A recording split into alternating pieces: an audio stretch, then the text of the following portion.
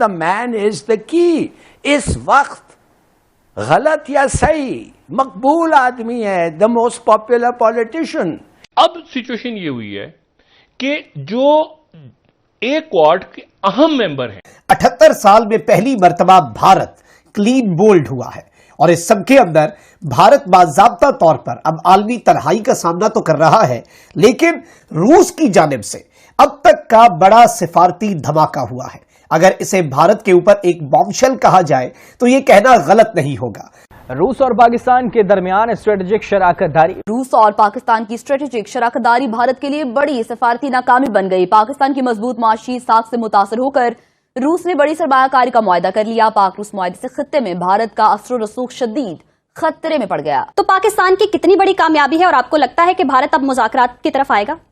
ये एक official statement में बात कही गई है। 2 मिनट ठहरे आप, 1 मिनट ठहर जाओ। तुसी ए देखो जी उन्होंने क्या कहा है, उसके बाद आप खुद ही तज्जिया कर लें।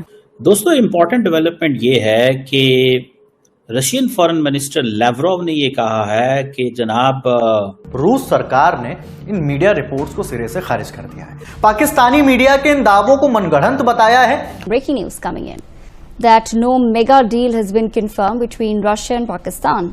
दरअसल हाल ही में पाकिस्तानी मीडिया में इस तरह की खबरें हुई कि रूस और पाकिस्तान मिलकर कराची में नई स्टील मिल स्थापित करने जा रहे हैं। पाक रूस मुआहदे से खित्ते में भारत का असर और रसूख शदीद खतरे में पड़ गया।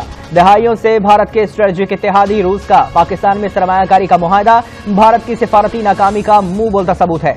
और कल रशिया ने एज ऑफ नाउ साफ मना कर दिया है कि यह फेक न्यूज है।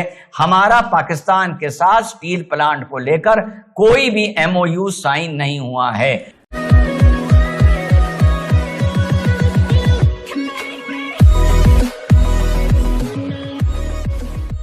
नमस्कार दोस्तों, पाकिस्तान के लिए कहीं से भी कोई भी न्यूज़ आएगी जो थोड़ी सी अच्छी है, वो वेरीफाई नहीं करेंगे कि वो सही मायनों में है या फिर कहे कि उसको क्या ही गिना जाए। लेकिन अब वो होता है ना कि अच्छी खबर सुनने के लिए पाकिस्तान के लोग तरसते हैं। अब यहाँ पर भी यही बात हो रही है कि कुछ दिनों पहले किसी ने ये बोल दिया पाकिस्तान को कि भाई पाकिस्तान और रशिया मिलकर कराची के अंदर एक स्टील मिल बनाने की कोशिश करेंगे या फिर एक मेगा प्रोजेक्ट पर वो काम करेंगे। अब रशिया को जवाब देता उससे पहले तो पाकिस्तानी मीडिया में इस न्यूज़ को इतना फैलाया कि भाई सबने तो ये भी कह दिया कि भाई इंडिया की पॉलिसी फेल हो गई है। इंडिया जो है वो अब जो है वो पाकिस्तान के सामने झुक कर आएगा बात करने के लिए। अब ये सारी चीज़ें तो हुई नहीं।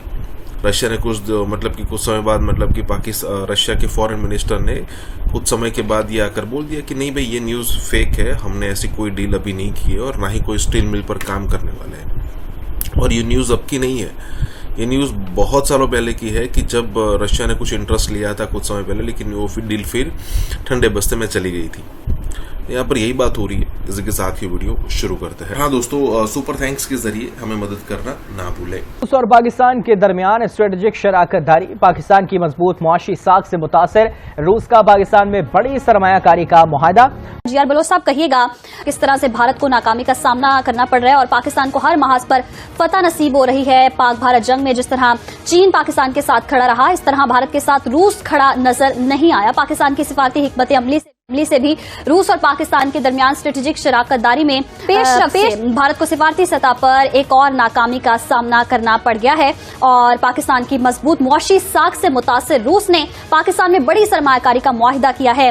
बदलती सूरत हाल के नतीजे में खित्ते में भारत का असर रसूख शदीद खतरे में पड़ता हुआ नजर आ रहा है और पाकिस्तान और रूस के माबैन $1 अरब की दो तरफा तिजारत होगी। और इसके पेश नजर पाकिस्तान और रूस के माबैन बॉर्डर ट्रेड का नया निजाम भी ज़ेर गौर है। रूस से रियायती नरखों पर तेल और गैस की दरामद पाकिस्तान के लिए अहम पेशरफ्त करार दी जा रही है। तो पाकिस्तान की कितनी बड़ी कामयाबी है और आपको लगता है कि भारत अब मुज़ाकरात की तरफ आएगा? जी बिस्मिल्लाहिर्रहमानिर्रहीम। मैं बारहा कहता हूँ कि अल्लाह ताला का हमें शुक्र अदा करना चाहिए। अल्लाह ताला ने अस्करी फतह से इनकार किया।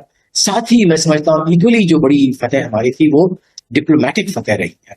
अब इसमें कोई दो राय नहीं कि हिंदुस्तान ही था जिसने अमेरिका से रिक्वेस्ट किया कि आप इंटरवीन करें, आप बीच में आए और इस जंग को बंद कराएं। We can't go on war because they knew कि वो कॉर्नर हो गए। उनको पता है कि सिर्फ चंद घंटों की जो मार्का था उसमें ही वो एक्सपोज हो गए, उनकी जो वल्नरेबिलिटीज थी, जो उनकी वीकनेसेस थी।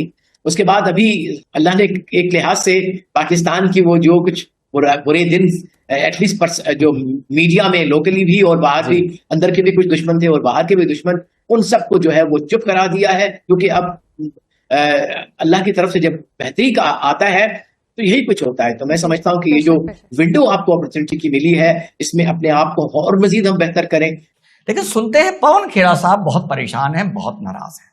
देखते हैं उन्होंने क्या बोला है। Most shocking aspect is that yesterday Russia has signed an MOU with Pakistan to revive their very old steel mill, PSM, Pakistan Steel Mill, wherein Pakistan will get $2.6 billion from Russia. And Russia has been our traditional age-old friend. तो भैया ये तो बहुत बड़ा मुंह काला कर सकती है पाकिस्तान का और कांग्रेस पार्टी का एक साथ। मुंह काला हो गया है कांग्रेस पार्टी का। जिस $1 बिलियन डील की बात पवन खेड़ा इतना चौड़ा होकर कर रहा है, ये निकई एशिया में सबसे पहले छपी, उसके बाद पाकिस्तान के बहुत से माउथपीस ने इसको सुनाया, और कल रशिया ने एज ऑफ नाउ साफ मना कर दिया है कि ये फेक न्यूज है। हमारा पाकिस्तान के साथ स्टील प्लांट को लेकर कोई भी एमओयू साइन नहीं हुआ है। यहां पर मैं दूसरी बात कहता हूं, अगर हुआ भी है तो क्या फर्क पड़ रहा है। रशिया यूक्रेन की लड़ाई चल रही थी, इंडिया की सबसे मित्रता थी, रशिया से इंडिया ऑयल भी ले रहा था, यूरोप यूक्रेन को हथियार दे रहा था, और यूरोप के कुछ देश रशिया से गैस भी ले रहे थे। तो इसे कोई फर्क नहीं पड़ता कि रशिया ने पाकिस्तान के साथ क्या डील कर दी, कोई फर्क नहीं पड़ता इस चीज का। लेकिन फिलहाल जो रिपोर्ट्स आ रही हैं उसमें पाकिस्तान के साथ साथ एक सिक्के के दो पहलू, कांग्रेस पार्टी का भी बुरी तरह मुंह काला हुआ है। अब आती है मेन बात, रशिया के दिमाग में जैसा मैंने बताया भाई कुछ चल रहा है, और रशिया के फॉरेन मिनिस्टर लावरोव साहब ने एक चौंका देने वाला बयान दिया है RIC के बारे में, यानी रशिया इंडिया चाइना के गठबंधन के बारे में। दोस्तों इंपॉर्टेंट डेवलपमेंट ये है कि रशियन फॉरेन मिनिस्टर लावरोव ने ये कहा है कि जनाब हर कीमत के ऊपर now is a time, at every cost now is a time कि रशिया इंडिया चाइना जो ट्रॉयका है उसको हम एक्टिवेट करें। मुझे ये लगता है कि in recent conflict with Pakistan and India जो हुआ है, अमेरिकन्स ने एज पर इंडियंस उनको डिच किया है। Indians strategic autonomy, multi alignment की बात कर रहे थे। मैंने आपको बताया था ये जो ड्रैगन एलिफेंट टैंगो की बातें चाइनीज कर रहे हैं ना, ये अमेरिकन्स को जरा भी रास नहीं आई, को जरा भी अच्छी नहीं लगी।